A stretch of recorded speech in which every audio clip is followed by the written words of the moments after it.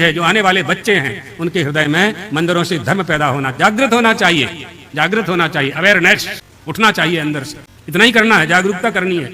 इसलिए अशास्त्रीय संप्रदायों ने भी धार्मिक प्रदूषण फैलाया है, वो भी दूर करना चाहिए, अन्यथा हमारा पतन होगा।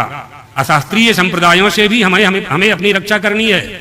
जो अशास्त्रीय संगठन हैं, जो धार्मिकता का चोला ओढ़ करके धर्म विरुद्ध काम करते हैं, जो सनातन हिंदू धर्म को नष्ट भ्रष्ट करने का प्रयास करते हैं, जो दूध में पानी मिलाने का काम कर रहे हैं, जो मिलावट कर रहे हैं, जो सनातन धर्म का कुछ ले लेते हैं और कुछ अपना उसमें मिला देते हैं, इन सब से भी सावधान रहने की आवश्यकता है। वर्तमान समय में धार्मिक प्रदूषण जो फैलाया जा रहा है, उससे हमें अपने हिंदुओं की, सनातन धर्म की सुरक्षा करनी है।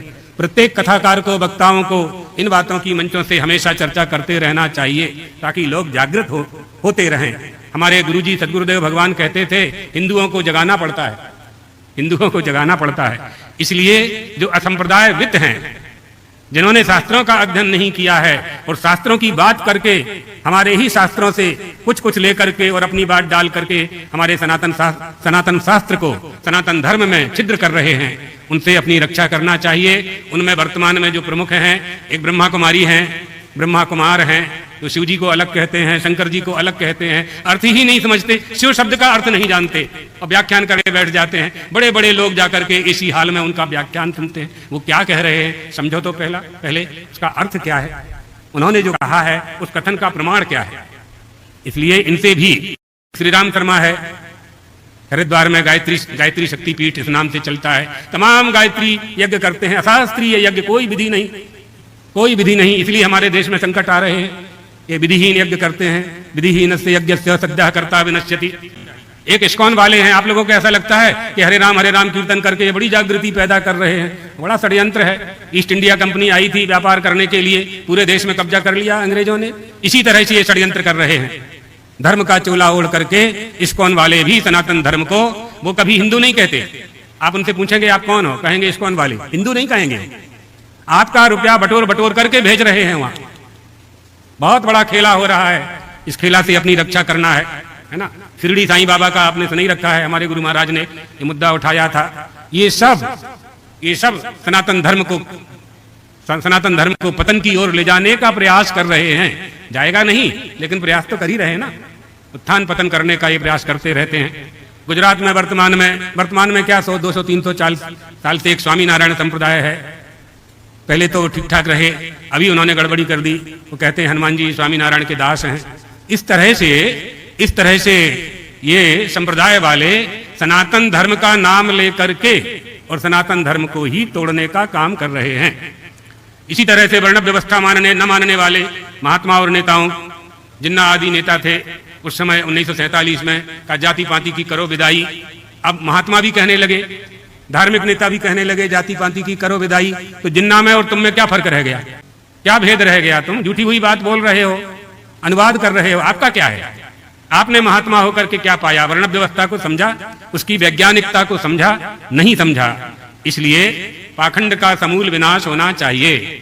आज हमें इन पाखंडियों का समूल विनाश होना चाहिए, जो धर्म का चोला पहन करके धर्म का ही विनाश कर रहे हैं। जिस धर्म में, जिस माता पिता से, जिस जाति में पैदा हुए, उसी को नष्ट करने पर तुले हुए हैं। इसलिए इनका समूल विनाश होना चाहिए, ताकि पीढ़ियां भी उनका स्मरण करें कि अधर्मी पाखंडियों को कैसा दंड दिया जाता है।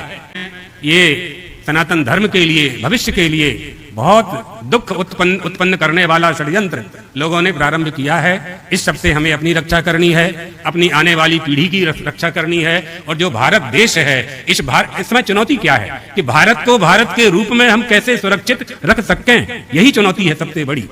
भारत को भारत कैसे सिद्ध कर सकते हैं हम?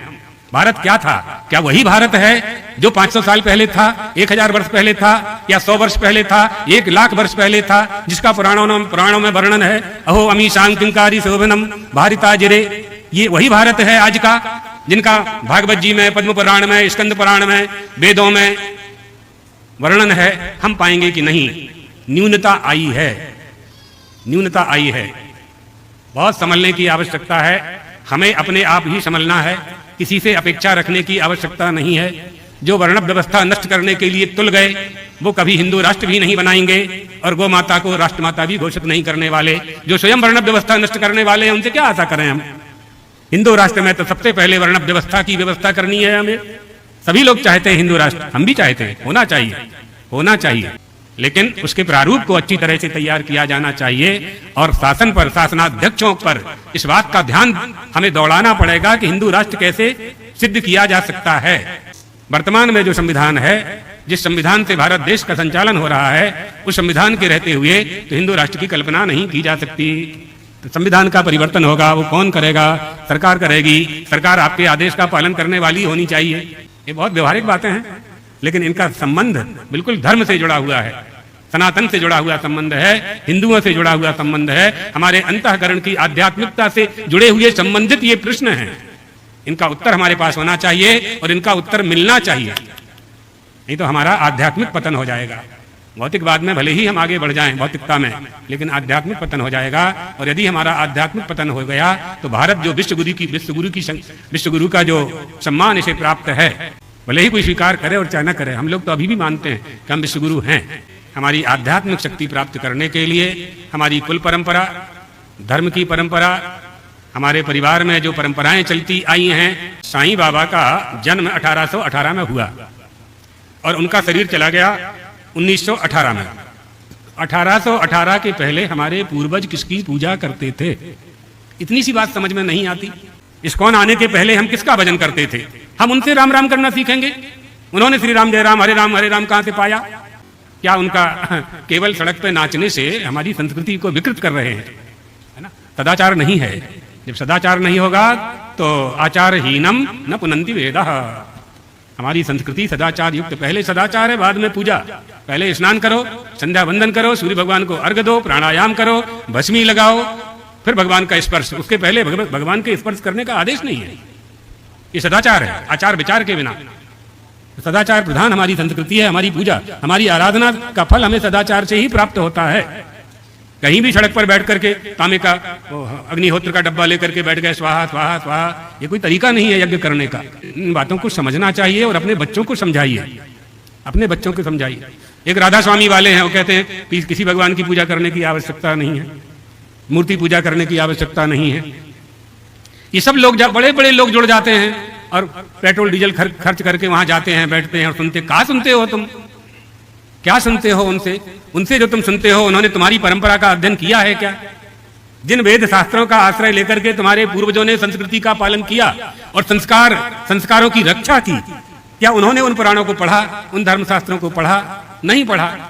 मैक्स मूलर को सुनकर के चले जाते हो, डार्विन को सुनकर के चले जाते हो, मैकाले को सुनकर के चले जाते हो, पाश्चात्य विद्वानों को जिन्होंने हमारी परंपरा को विखंडित करने का, धर्मशास्त्रों की पंक्तियों को विखंडित करने का प्रयास किया। हमारी शिष्य प्रशिष्य परंपरा ना होती तो सब कुछ खंडित हो गया होता।